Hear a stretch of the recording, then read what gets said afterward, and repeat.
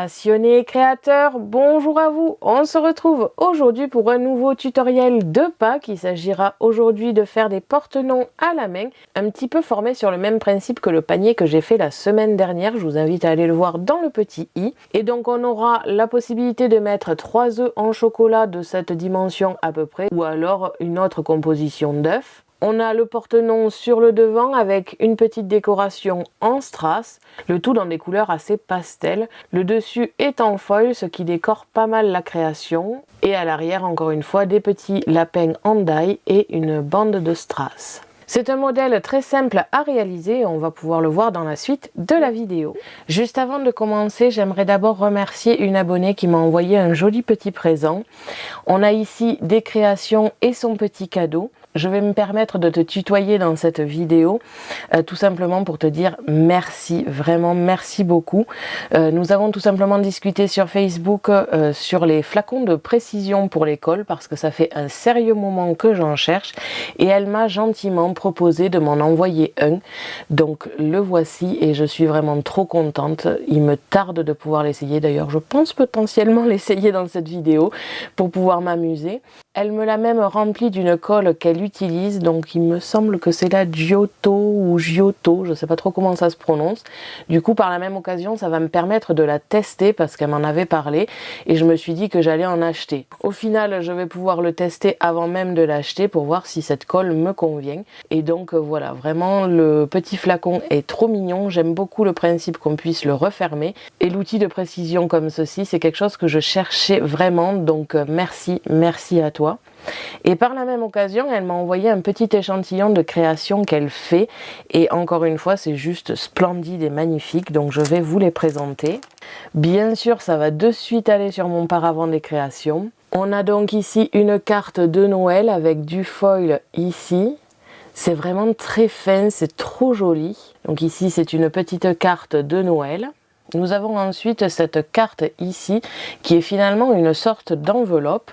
On a deux petites découpes, alors je ne sais pas si c'était situé quelque part ou si c'était juste pour que je puisse l'accorder comme je le souhaite. Mais voilà, on a un joli nœud, franchement ce nœud est splendide. On enlève cette partie-là et on obtient donc une enveloppe. Je me suis permis de mettre la carte qu'elle avait mis derrière à l'intérieur pour vous montrer. Et on a ici la carte. Encore une fois, les couleurs sont bien accordées, c'est vraiment d'une finesse et d'une féminité exceptionnelle.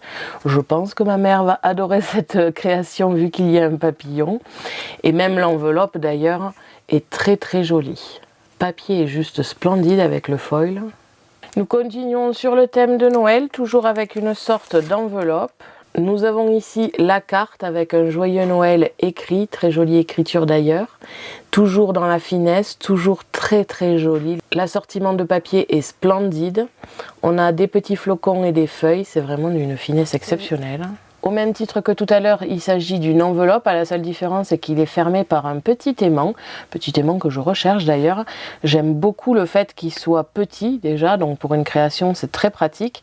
Et surtout qu'il ne soit pas trop puissant, c'est-à-dire qu'il tient assez la création, mais en même temps, dès qu'on l'ouvre, ça se tire très facilement. Il n'y a pas besoin de beaucoup forcer.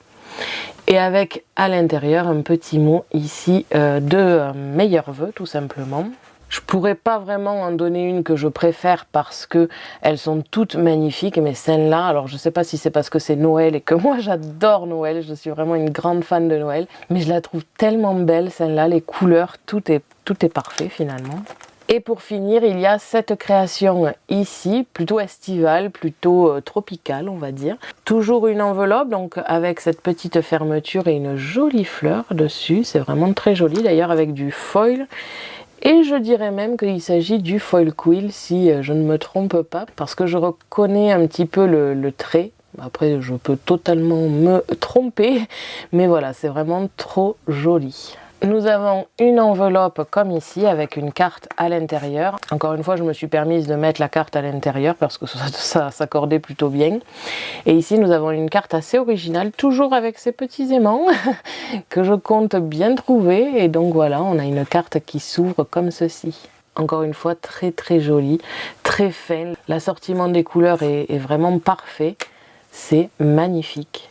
Elle m'a aussi écrit un petit mot que je ne vais pas vous montrer, tout simplement parce que je trouve ça personnel. Elle m'a d'ailleurs donné une petite astuce pour le pliage que je vais essayer dans les prochains jours et peut-être vous en parler dans une vidéo parce que ça m'intéresse beaucoup et je sais que ça peut en intéresser beaucoup. Donc voilà, je tiens encore à te remercier, vraiment merci beaucoup pour ça. Le flacon, bien évidemment, c'est quelque chose que je cherchais depuis quand même un petit moment. Et les créations sont juste splendides. Je ne vais pas offrir ces créations, je vais les garder et les mettre sur le paravent. C'est quelque chose auquel je tiens beaucoup, j'adore voir vos créations. On va pouvoir en revenir au sujet de la vidéo. On va de suite passer au matériel et ensuite au tutoriel.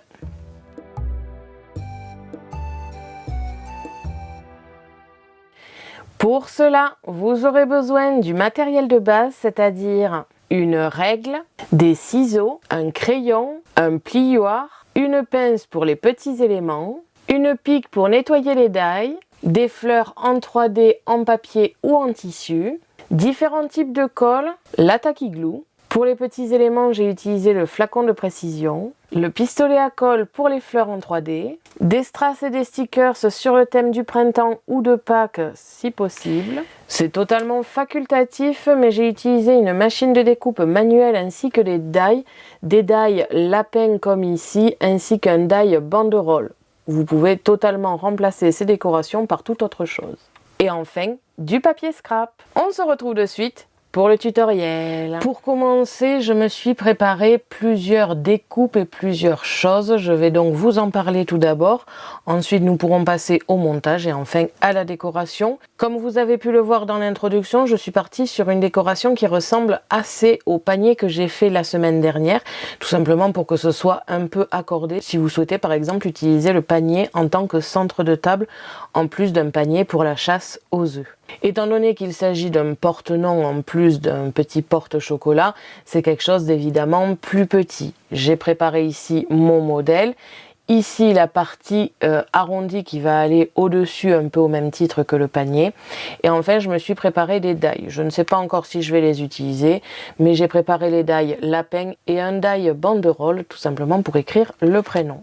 Je vais le mettre de côté pour l'instant, tout simplement parce qu'il s'agit de la décoration et c'est la chose que je ferai en dernier. En termes de bandes, ici, j'ai réalisé des bandes de 5 cm de large sur 26,5 cm de hauteur. En termes de largeur pour ces bandes, il s'agit tout simplement de la largeur de mes boîtes. Je vais vous mettre le modèle PDF sur le blog. Attention, il n'est pas à échelle. Je ne sais pas pourquoi je n'arrive pas à faire des PDF à échelle. Donc ils sont légèrement plus petits de quelques millimètres. Je vous mettrai bien évidemment toutes les mesures dessus. En termes de boîte, nous devons donc obtenir ceci, comme vous pouvez le voir avec les marquages tout simplement pour faire les pliages et la découpe. On a un rectangle de 18 cm sur 11 cm. Sur la partie à 11 cm, il y a deux bandes de chaque côté de 3 cm. Et sur la partie de 18 cm, c'est pareil, deux bandes de 3 cm des deux côtés. Il doit donc vous rester au centre 12 cm et 5 cm. Les 5 cm étant la largeur de mes bandes ici. Je vais donc vous mettre le PDF sur le blog avec toutes les mesures. Cependant, il est fort probable que vous deviez vous-même faire vos propres tests et vos propres mesures, tout simplement par rapport à vos œufs en chocolat. Personnellement, je n'ai pas d'œufs en chocolat, pas encore. Donc, j'ai pris des œufs que je prends pour les photos, tout simplement. J'ai donc mesuré la largeur de mes 3 œufs. Ici, ça fait 12 cm et j'ai calculé que 3 cm, ça cachait assez bien les œufs. Donc encore une fois, je vais vous mettre les mesures, mais je vous conseille de plutôt regarder selon vos œufs, quelle taille ils font et si vous en mettez 3 à côté, combien ça fait. Ça va demander potentiellement des tests parce que les œufs, c'est pas quelque chose de facile à mesurer étant donné que la partie la plus large est un peu plus haute que le bas. Donc il vous faut mesurer un petit peu à vue d'œil, mais ça se fait. Disons que vous, au pire des cas, vous en découpez un et vous voyez s'il manque quelques millimètres ou s'il y en a un petit peu trop. Au niveau de la jointure ici des 3 cm des deux bandes, j'ai tout simplement légèrement coupé en biais ici pour pouvoir en coller. Cela donne ceci une fois coupé pour pouvoir tout simplement coller mon papier sans qu'il y ait une partie qui se voit en haut. Je ne suis pas fan de ça personnellement, donc voilà. La première chose que je vais faire, c'est la découpe de ces petites bandes. Ensuite, je vais passer au pliage et enfin au montage. Donc le montage, c'est très simple. Il vous suffit d'encoller les languettes et de le coller sur la partie d'à côté. Et ainsi de suite pour les 4 côtés. Une fois que le montage de cette petite barquette, si j'ai envie de dire, est prête, alors dans ce cas-là, je collerai tout simplement ma bande de 5 cm bien en bas ici, vraiment comme ceci, des 2 côtés. Ce qui donnera une petite arche finalement. Et à l'intérieur, on pourra mettre les œufs. Pour la décoration, comme je vous ai dit, je me suis préparé ces die de lapin et ce die de banderole pour le prénom. Vous pouvez décorer avec des fleurs, vous pouvez décorer avec des strass, des stickers. Vous n'êtes absolument pas obligé d'utiliser une machine de découpe. D'ailleurs, même moi, j'hésite à le faire. Et vous pouvez voilà, mettre de la décoration que l'on peut acheter à Action par exemple. Je vais bien sûr réaliser tout ceci en accéléré parce que ce n'est pas compliqué du tout, vraiment. Déjà parce que ça fonctionne sur le même principe que le panier. Donc si vous avez regardé ma vidéo de la semaine dernière, vous savez comment ça fonctionne. Et même sans ça, c'est vraiment très simple à faire. On va de suite passer en accéléré. Je vais commencer par le montage et le collage de ma boîte, ensuite de ma bande et enfin passer à la décoration. Et donc, c'est parti!